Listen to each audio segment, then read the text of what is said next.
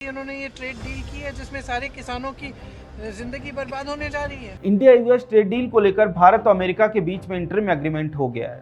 साझा बयान भी सामने आ गया है। मजे की बात यह है कि प्रियंका गांधी वाड्रा की ये बात पूरी तरह से झूठ है। जी हाँ, भारत सरकार ने कृषि सेक्टर को अमेरिका के लिए नहीं खोला है।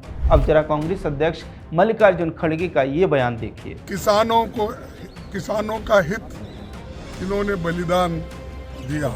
देखा आपने, खड़गे कह रहे हैं कि किसानों का ट्रेड डील में बलिदान दे दिया गया, लेकिन सच ये है कि पूरा का पूरा कृषि सेक्टर अमेरिका के लिए बंद रहेगा, जैसा कि अंतरिम समझौते में बताया गया है। अब जरा नेता विपक्ष राहुल गांधी का एक छोटा सा बयान भी देख लीजिए। और हिंदुस्तान के जो किसान हैं, आप सब समझिए कि इस ट्रेड डील में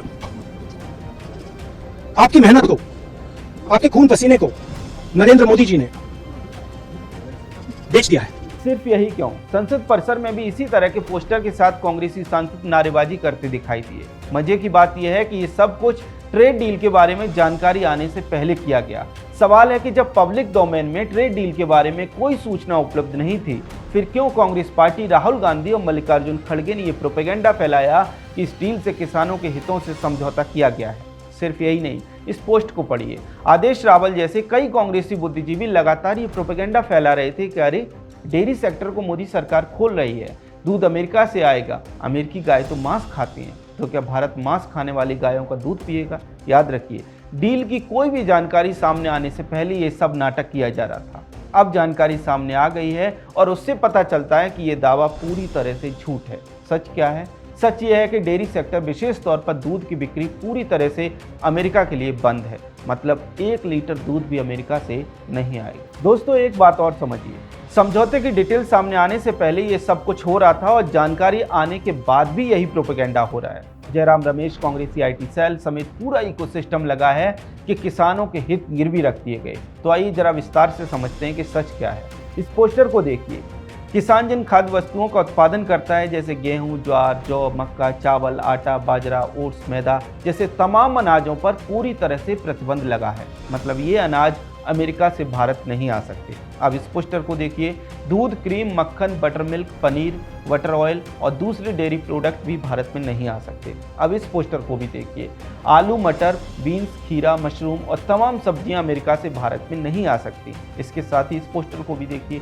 काली मिर्च, लौंग, सूखी हरी मिर्च, धनिया, जीरा, हींग, अदरक, हल्दी जैसे तमाम मसालों पर भी पूरी तरह से प्रतिबंध रहेगा। दोस्तों, एक एक चीज़ का नाम मैंने आपको इसलिए बताया जिससे कि आप प्रोपेगेंडा और वास्तविकता के अंतर को समझ पाएं।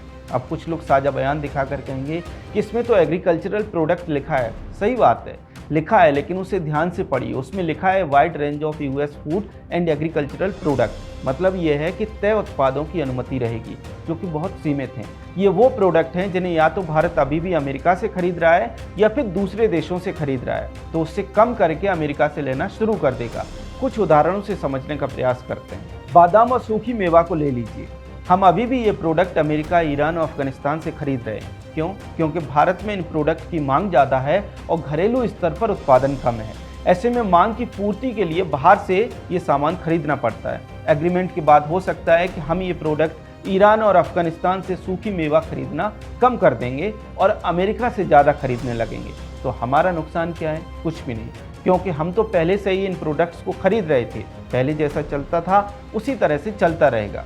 दूसरा उदाहरण सोयाबीन तेल का ले सकते हैं। देखिए, हम अभी भी पाम ऑयल मलेशिया से खरीदते हैं। मलेशिया पाम ऑयल पर एक बार आंखें भी तरेर चुका है। अब डील होने से क्या होगा? होगा ये कि हम मलेशिया से पाम ऑयल की जगह अमेरिका से सोयाबीन तेल ज़्यादा खरीदने लगेंगे।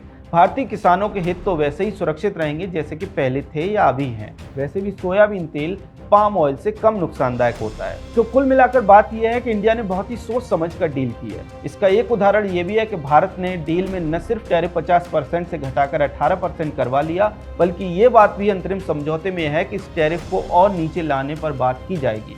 इसके अलावा steel, aluminium, copper, pharma, cars और कार की पुर्जों पर लगने वाले टैरिफ को भी कम करवाया है। दोस्तों, ये बहुत महत्वपूर्ण है क्योंकि इन प्रोडक्ट्स पर अमेरिका नेशनल सिक्योरिटी को ध्यान में रखते हुए टैरिफ लगाता है और UK, जापान, साउथ अमेरिका जैसे गिने चुने देशों को ही इन पर छूट मिलती है और अब भारत ने भी वो छूट प्राप्त कर ली है।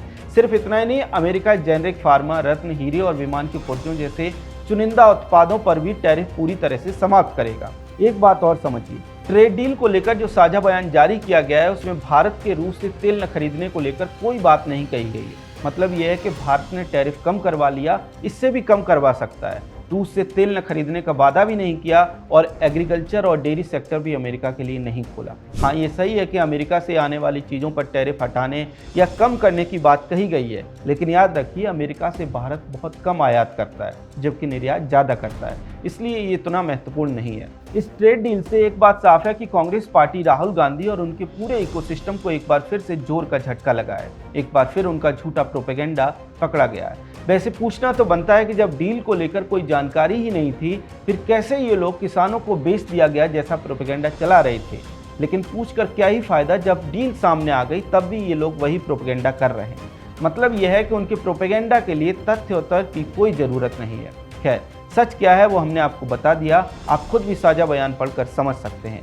इंडिया यूएस ट्रेड डील को लेकर जो साझा बयान जारी किया गया है उस पर आपका क्या कहना है, कमेंट सेक्शन में हमें ज़रूर बताएं। अगर आपको हमारा कंटेंट पसंद आता है तो हमारे चैनल को सब्सक्राइब भी कर लें। जय हिंद।